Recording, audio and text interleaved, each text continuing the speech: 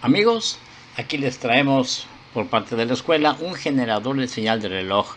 Este generador es alimentado por una fuente de 5 voltios. Es un generador muy sencillo. En este generador lo que vamos a observar es que es un generador astable. ¿Qué significa astable? Astable es un circuito multivibrador que no tiene ningún estado estable, lo que significa que posee dos estados inestables entre los que conmuta, permaneciendo en cada uno de ellos un tiempo determinado. ¿Qué significa esto? Que vamos a estar intercambiando del 1 al 0, del 0 al 1, 1 al 0, 0 al 1, y dando por resultado una señal de reloj a nuestra salida, que nos va a servir para controlar cualquier circuito digital. Vamos a armarlo, miren, para que ustedes lo tengan parte por parte, les comunico que este circuito se puede armar en una pequeña tarjeta fenólica con las dimensiones adecuadas para que contenga las piezas que integran este circuito. Les voy a pasar en este momento las piezas para que ustedes se den cuenta que consta de un par de capacidades electrolíticas con valor de 470 microfaradios a 16 voltios cada una. Son dos capacitores. La aclaración es que el voltaje son 16 voltios o más.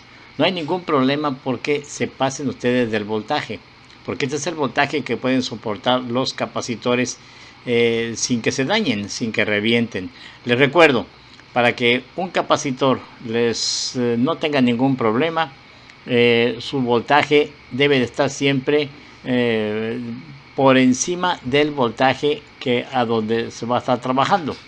Es decir, si por ejemplo va a estar sometido en un circuito que trabaje con 9 voltios, el valor del capacitor debe ser mucho mayor a 9 voltios. Pueden ser unos 12 voltios o más. 50 voltios también no afecta para nada. ¿Ok? Bien, después de ese par de capacitores, también vamos a necesitar de un circuito integrado digital 7400, de los que ustedes ya conocen, que están formados por compuertas NAND. Estos son de la familia TTL, o sea, lógica de transistor y transistor, como el que vemos aquí en este dibujo. Aquí vamos a hacer una pequeña aclaración. Miren, aquí abajo del circuito integrado tenemos el diseño o el dibujo de lo que tiene internamente, su diagramita. Vemos que es el 7400 y aquí aparece como si estuviera transparente. Vemos que consta a su vez de 4 compuertas internas. Estas 4 compuertas internas pueden ser estas dos que están iluminadas, las que vamos a necesitar, ¿sí? Porque vamos a necesitar nada más dos. Pueden ser estas dos que ustedes ven aquí en la parte de arriba del integradito, que está formado por las terminales 13 de la 8 a la 13. ¿Ok? Pueden ocupar estas compuertas, pero si no, si se les hace más fácil, pueden ocupar este otro juego de compuertas, que sería la 1 y la 2. Están conectadas a la terminal 1, 2, 3, 4, 5, 6 y 6 del integradito. Entonces se pueden usar. Igualmente podemos, en este proyecto son los que vamos a usar, la que les recomiendo que puedan ustedes usar. Por eso lo vamos a poner tomando en consideración que son estas las compuertas que ustedes van a conectar. Ahora, sin embargo, si ustedes prefieren conectar otras compuertas, pueden ser estas dos, por la 1, 2, 3 y luego las 3 de arriba, la que es 13, 12 y 11. Se pudieran ocupar también así. Todo es lo que ustedes necesiten. Y por último también pudieran hacer estas dos compuertas formadas por la 4, 5, 6 de terminales y luego la 8, 9 y 10. Como ustedes gusten. Nada más que en este proyecto, como les decía, vamos a ocupar las de abajo. Entonces, además de este circuito integrado, vamos a necesitar de un diodo LED indicador de color rojo para que ustedes vean las funciones de encendido cuando lo tengamos listo para trabajar. También vamos a necesitar una resistencia de 220 ohms. Esta puede ser a 1/4 de watt No necesariamente pueden tener, si la resistencia tiene más wattaje, no hay ningún problema, es nada más un proyecto. Generalmente la necesidad del wattaje es porque regularmente en algún circuito estamos protegiéndolo contra una sobrecorriente. Cuando hay una sobrecorriente, lo que va a pasar es que se va a calentar la resistencia y se va a abrir cuando rebase el cuarto de watt. Pero en este caso, pues es un proyecto muy pequeño y con una alimentación muy baja, no hay ningún problema. Por eso, la sugerencia sería de un cuarto de watt para que no sea tan grande. El color va a ser rojo, rojo, negro para los 220 ohms. Eso sirve para que practiquemos también los colores de las resistencias. Les recuerdo que para su montaje lo mismo da que lo pongan del lado de las banditas de colores o del lado inverso. No tienen polaridad. Igualmente la tolerancia que tiene al final la dejamos en blanco porque ustedes lo pueden colocar de la que quieran. Puede ser dorada, puede ser plateada, en fin, lo que ustedes tengan a la mano. Igualmente vamos a necesitar dos resistencias de 1000 ohms, también a un cuarto de watt. Los colores les recuerdo que son café, negro, rojo, y de la misma manera que el anterior, cualquier tolerancia es bueno. Bien, pues nos vamos para el armado del circuito en una tarjeta fenólica. Esto lo vamos a hacer de una manera muy sencilla con la experiencia que ustedes ya tienen. Aquí les muestro las piezas. Únicamente estas son las piececitas que vamos a necesitar para hacer dicho proyecto. Yo les aconsejo que hagan su diseño en la tarjetita fenólica para que les quede más o menos como la que están viendo en este momento. Y luego ya una vez que le montemos las piezas, pues nos pueda quedar como esta, donde mostramos a la izquierda la entrada del voltaje de corriente directa, 5 voltios, y a la derecha tenemos la salida de la señal de reloj. Bien, así es como nos quedaría.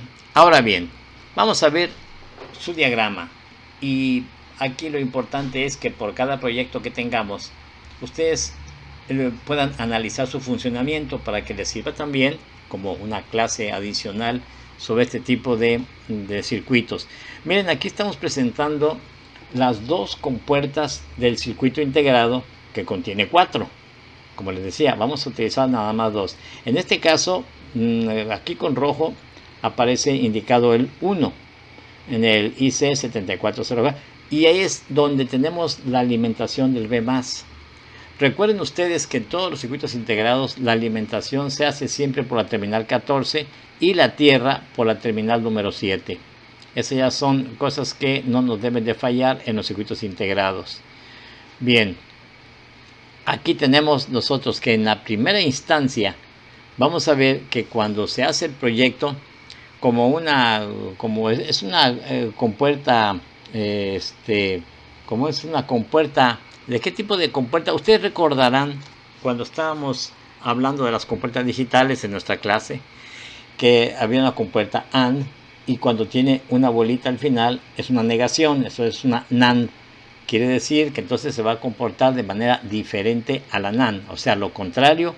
Y para que les sirva de repaso, les voy a mostrar su circuito equivalente. Pero aquí, por ejemplo, vean que en la terminal número 6 tenemos 0 voltios. ¿Por qué?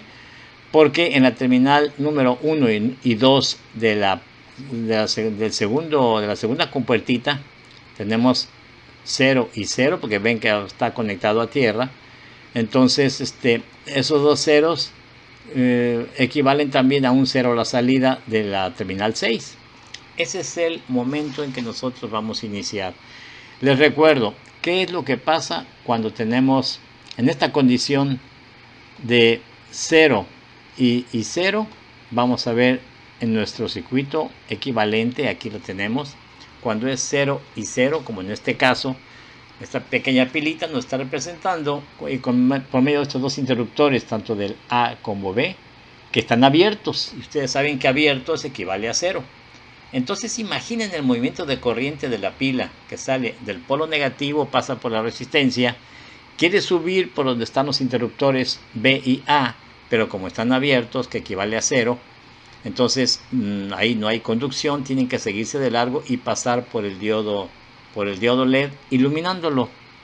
Quiere decir entonces que el resultado de esta combinación de 0 y 0 nos va a dar un 1 a la salida. Correcto, aquí lo tenemos. Entonces pueden ustedes imaginarse lo que va a suceder aquí.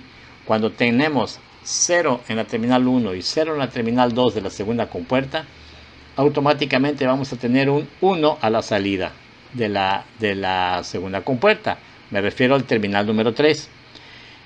Este 1, lógicamente, pues va a cargar el capacitor C2 que se encuentra a la salida. Esta carga del capacitor C2, vean ustedes que está conectada definitivamente, o sea, por una terminal que nos lleva en directo a la terminal 4 y 5 de la primera compuertita.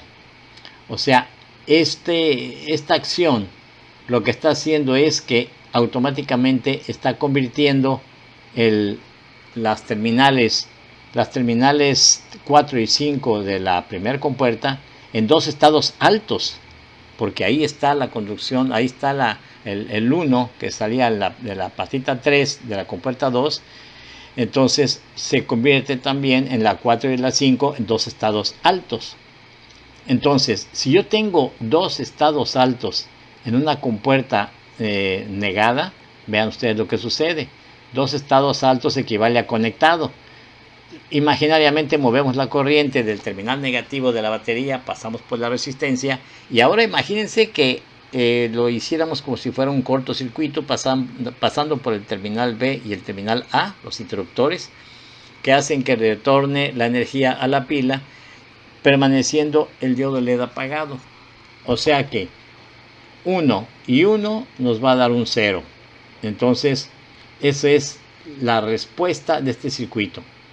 Y cuando tenemos un 0, 0 y 0, es precisamente cuando tenemos un 1 en la salida.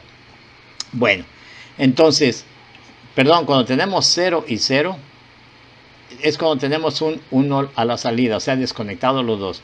Pero cuando tenemos un 1 y un 1 a la entrada, entonces tenemos a la salida un 0. Ahora, bien, aquí lo tenemos. Ahora imagínense que en esta situación se empieza a descargar el capacitor C2.